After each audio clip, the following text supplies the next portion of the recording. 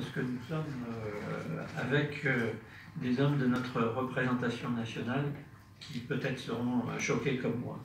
Dans le courant du débat public, un de nos membres, je tiens à le saluer d'ailleurs ici, il est absent aujourd'hui malheureusement, c'est Jean Flucher, il a eu une contribution importante à ce débat. Jean Flucher s'est étonné qu'on n'ait pas beaucoup parlé de l'étude d'impact, notamment d'impact financier, qui avait normalement dû être présentée en même temps que le projet de loi pour son examen, il y a maintenant 2 ans, bientôt 3. La réponse du maître d'ouvrage a été si, mais il y a eu effectivement une étude d'impact, et en particulier économique. Elle a traité de bien d'autres aspects, mais elle a été remise. Jean Flucher s'est aussitôt étonné que l'étude d'impact, notamment l'évaluation des coûts du développement des renouvelables, n'y figure pas.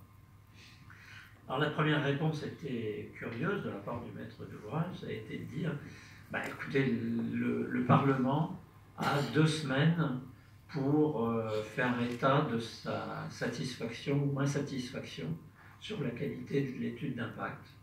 On note dans le cas présent que lors du dépôt du projet de loi LTECV, le Parlement n'a pas fait de remarque, donc l'étude d'impact a été acceptée comme telle. Première réponse curieuse. Mais la deuxième réponse me semble nettement plus grave, c'est-à-dire qu'à force de rentrer dans ce jeu question-réponse, notre collègue Jean Flucher a fait reconnaître qu'il n'y avait pas dans cette étude d'impact l'impact économique pour les ménages directement, sous forme des taxes. C'est-à-dire qu'en fait, les études d'impact qu'on voyait, elles concernaient par exemple le crédit d'impôt, des choses comme ça, qui sont alimentées par le budget de l'État.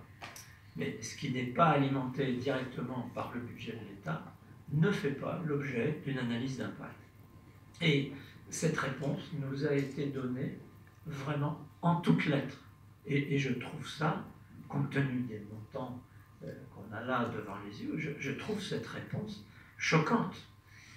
Pour bien des ménages français, le coût économique de la LTECV actuellement dépasse très largement les impôts sur le revenu, par exemple, que payent un certain nombre de ménages. Et beaucoup en sont exemptés parce qu'ils ont de trop faibles revenus. Et bien, ce que les ménages payent sous forme de taxes sur leur facture d'électricité ou lorsqu'ils s'approvisionnent à la pompe à carburant, ces impacts-là ne sont absolument pas pris en compte dans les études d'impact. Je trouve ça, moi, choquant. Et là, je m'adresse vraiment à la représentation nationale. Cette façon de voir les choses me surprend énormément.